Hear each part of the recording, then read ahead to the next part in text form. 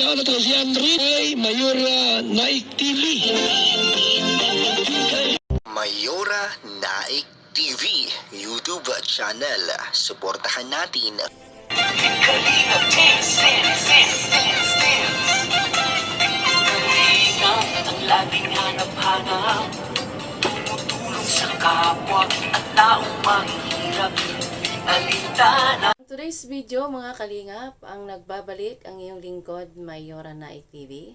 Bago ko kayo batiin ay magandang umaga, hapon, gabi o kung saan man kayo naroroon at especially sa mga kapwa ko OFW, mag-ingat po kayong lahat mga kabayan.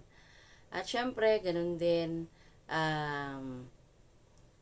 batiin din natin ang pasasalamat ang ama ng kalingap, Kuya Bal Santos Matubang, Ate Edna Vlogs, Kalingap Rab at sa lahat ng mga Kalingap partners.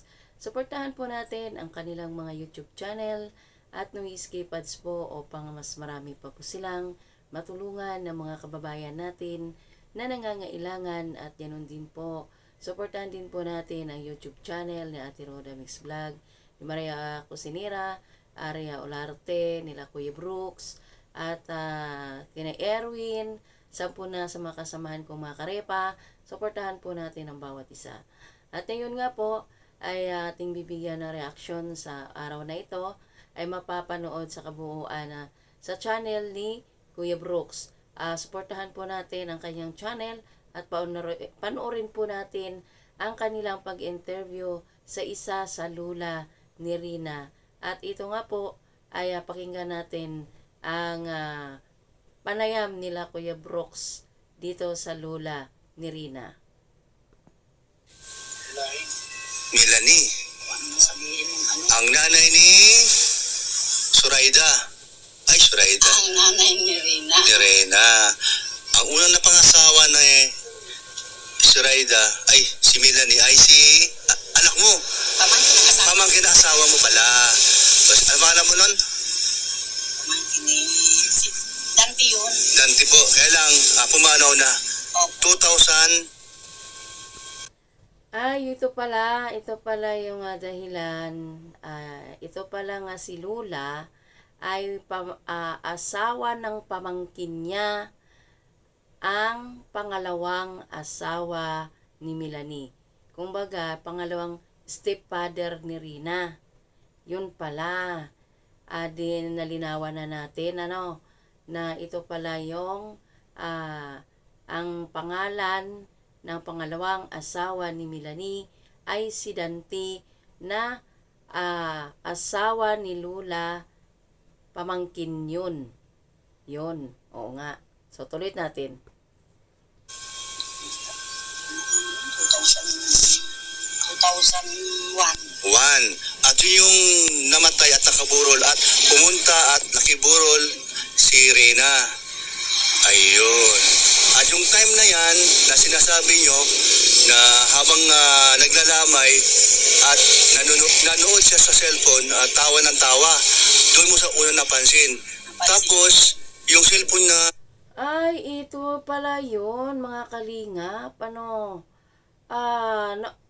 Nung namatay ang kanyang stepfather na si Dante, ay nakitaan na pala si Rina ng sintomas na tawa ng tawa sa kanyang cellphone. Mali pala ang sabi ni Lolo Nestor, kasi ang sabi ni Lolo Nestor noon ay nag-attend lang si Rina ng lamay ng kanyang stepfather, tapos pag-uwi ay nilagnat na siya ng mataas, inaapoy na siya ng lagnat. Yun ang simula, yung kwento ni Lolo Nestor. Pero itong kwento ni Lola ay napansin na nila si Rina na tumatawa sa kanyang cellphone. So hindi pa pala yun. Tutuloy. Ginagamit niya at pinapanood niya, hindi naman nakakatawa. Napansin mo, bakit tawa siya ng tawa? Dahil mayroong something na. Ano naging dahilan bakit naging meron siyang hindi mo siya naisip na sa palagay mo ay bakit tawa ng tawa? Ikwento mo daw, Nay. Ano yun? Yun ay siguro, bakit na talaga yun? Okay. Yung basa pa yung buhok, mahangin na ng electric fan, tapos Okay. natutulog na basa pa ang buhok. Yun na yun. Doon nagsimula na. Iba na yun. Doon na nagsimula. Yung ba yung kasabihan sa mga unang panahon na sa mga matatatanda? Oo, nasa So, totoo pala yun. totoo. Pero ang doktor na hindi naniniwala, no? Hindi naman nila Ako naniniwala dyan kasi ganyan din ang kinukwento ng aming ninono, yung aming mga lula noon, na kung ikaw mayroong rigla ay wag ka daw maligo at wag kang matulog na basa ang buhok kasi sabi ng lula namin ay maluluka ka nga daw. Yun, tama nga ang sabi ni lula niyan kasi yun ang mga kasabihan ng mga matatanda noong araw. Kaya ito yun. kayang gamutin yan. Ganun po ba? Hindi nila kayang gamutin. Yeah, totoo nga, no? Dahil ang aking pinagamot doon sa isa kong kaibigan namin, ginamot din siya tungkol doon sa dalaw-dalaw ng mga bata. Tapos may mga something din na papagaling niya. Nay, tanong ko ulit. Nung napansin mo siya na tawa ng tawa, ano po ginawa niyo? Tinanong ko si Lulit, yung bayaw ko, ay bilas ko. Bilas niyo po. Oo, yung yan ng nanay ni Rina. Na tinanong ko, sabi ko, Lulit, bakit? Ganyan yung bata na yan. Sabi niya, para niya may something na siya. Hala. Para daw may...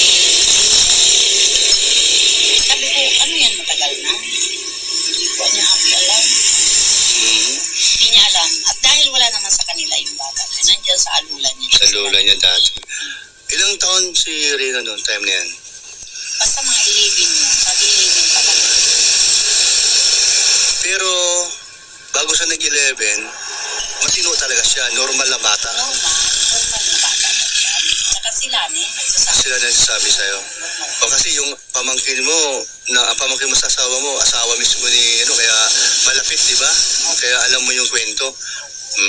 Tsaka So, tinanong ko siya. Tinanong ko siya nung nandito na papagamot. Tinanong ko siya. Hindi naman na niya kita, galing niya. Hindi naman na niya ganyan niya. Bata ko. So, may pag-asa pa na babalik babalik sa normal si Rina kung tutukan talaga. Kasi hindi naman siya special child, hindi naman inborn. So, baka may posibilidad pa na si Rina ay mag-back to normal. Sana nga nawa. Kaya nagtaka sila kung bakit nagkakaroon. so maraming naghinayang kasi bukod doon sa maganda siya at matangkad, marami bang nakakapansin sa kanya? Hindi lang kayo? Ay, hindi naman kasi nung time lang na yun, dinala doon sa Dago. At saka nung pagamot siya, 2 beses, nadala rito, hindi man daw yan nilalabas. Ayun. Maliban sa eskulang, tapos nakikipaglakot sa mga. So, paliwanag na hindi siya special child. Hindi siya special child. Parang nagkaano lang nga siya sa utak. Dahil doon sa kanyang dalaw. So, ingat pala sa mga... Ayun, ingat-ingat sa mga anak na mayroong babae na wag maligo pag mayroon kayong regla at magpapahangin sa electric fan at matulog na basa ang ulo at sigurado kayo ay maluluka din. Nakagaya ni, sa sakit ni Rina, ang dahilan, ang sanhi ng pagka ni Rina ay ito nga na naliligo at natutulog na basa ang buhok. Yung mga dalagitan na O matutulog na basa ang buhok, bawal pala yun. Ayan. So, kawawa pala ang bata at ang mga babae pag hindi alam ng mga magulang o napabayaan. Pabayaan. So, doon talagang tatama doon sa otak. Sa otak nila, no?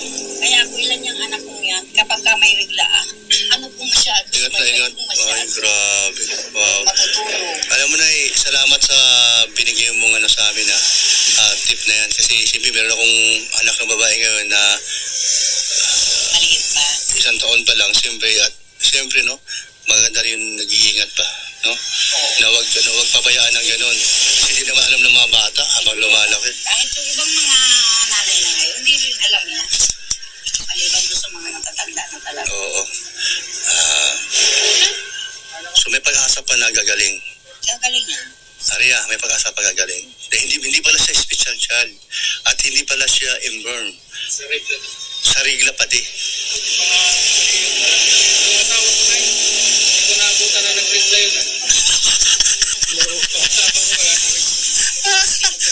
Roda, so matanong lang kita, Roda. Yung pagka-interview ko sa kanya, alam mo na ba o may mo na nalaman na about kay Reyna na doon pala niya nakuha sa pagiging pagiging dalagita niya o magdadalagita na siya. Kukunin ko yung side mo. Kaya ikaw naman talagang nag-alaga kay Reyna na ilang taon na. Maingay ako pag may mga regla yung mga May umahingi daw siya. Ayan. So maganda yung sinabi niya at siya may alam. At ngayon, ano ngayon sa palagay mo, Roda? Makuha lang namin ang iyong side para marinig din ng mga viewers natin. Baka may relate din yun doon sa nangyari kay Reyna. Pero sa doktor kasi meron mga pinaniniwalaan yung mga Tama ka, no? So, okay. Out na natin yung topic sa doktor. Doon na lang sa sinabi ni nanay na yung ano tawag, nahanginan? O yan, nahanginan na lang, kumbaga, bilang nagdadalaga tato si Reyna. So, ibig sabihin lang, hindi pala siya yung ating hinala sa kanya na special child or inborn. So, wala na pala dun. Kasi siya mismo nagsabi na ito nga, meron natin nalaman ito, no? Madala lang, si nanay at napaunlakan natin na siya nagbigay ng nagbigay ng katotohanan. Kasi siyempre sa edad niyang gano'n, alam niya sa panahon nila na talaga namang totoo pagdating sa ganong idara, pag napabayaan, hindi naalagaan ng mga magulang o babae ng nanay. At ito na yun, example kay Reyna. So ano masasabi mo sa mga magulang ay para naman alam nilang gagawin habang ang mga anak babae ay habang nagkadalagita? Dapat yung mga nanay, kapag kaganyan na may regla na ang mga anak, susubaybayan nila. Yung pagpaligid nila, huwag nila pabayaan na yan ay matulog sa agad na masakay nila. Hindi electric fan, punas. Punas lang. Okay. Oo. Kasi electric fan, kung kayo nga naman yan, ay walang mapapasok dun sa... Iwas, no? Sa bagay, totoo yan. Ayan, no?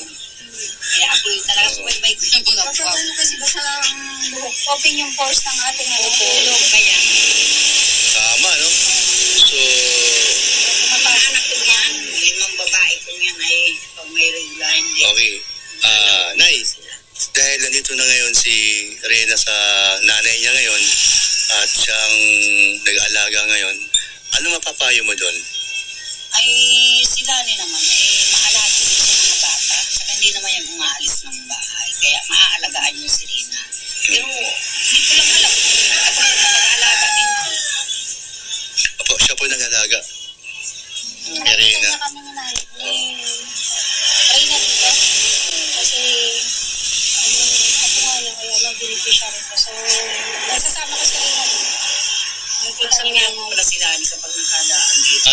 At Nay, malaking tulong ito kay Reyna. Dahil si Reyna ngayon, medyo okay na, no? Medyo okay na siya. Pero hindi man 100%. Pero laking tulong din. Kasi sa mga doktor din naman na nadala niya at pinapadoktor niya kung ano yung gamot. Regular sa oras na pinapainom niya. Kaya ang laki ng pinag-iba ngayon si Reyna. Talagang marunong na magipag-usap sa kung sino kaharap niya. Tapos kumakanta na siya. At nagipaglaro na siya, no? Malaki ang improvement niya. Pero yung sinasabi mong dahil sa tinamaan yung sa isip niya dahil doon sa nahanginan. So sa tingin mo naman, gagaling yun ano? Ay, magaling-galing na ngayon si Rina. Pero magaling naman, di ba? So ibig sabihin, kulang pa yun para... Kulang pa yun. Ay, kulang pa daw. Hindi pa siya 100% Oh, yan. lang kami dito ni Ganun ba? Iniwan mo. Iniwan ng mama niya. sa akin. Ay, upo.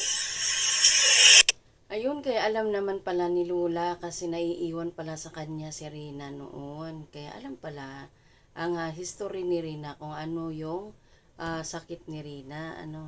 Sabi ko si Rina, kawawa ka. Oo nga, ano. Naman niya magibigay talaga.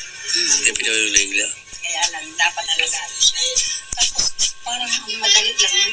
O, madali lang yun eh. Mabait ba? Sige na, turuan mo kami. Kaya nga, yung mga mapait, Halimbawa, talbos ng palaya, palaya. hindi, Ay, di mayroong dahon, yung ano. Oh, yan. Oo, dalawang daon lang. Dalawang daon lang. Sa tasa. Yung tasa na mainit. Ayan. Hindi pa siya kumakain, dapat Ayan. Malaking tulong po yun. para yung Isikmura niya, no? Isikmura niya. wala. Ayan. So, ibig sabihin, pagka isikmura, Ayun, hanggang dito na lang ang ating video reaction sa video na ito. Suportahan po natin si Kuya Brooks. So hanggang sa muli, ingat po ang lahat. God bless us all. Bye-bye!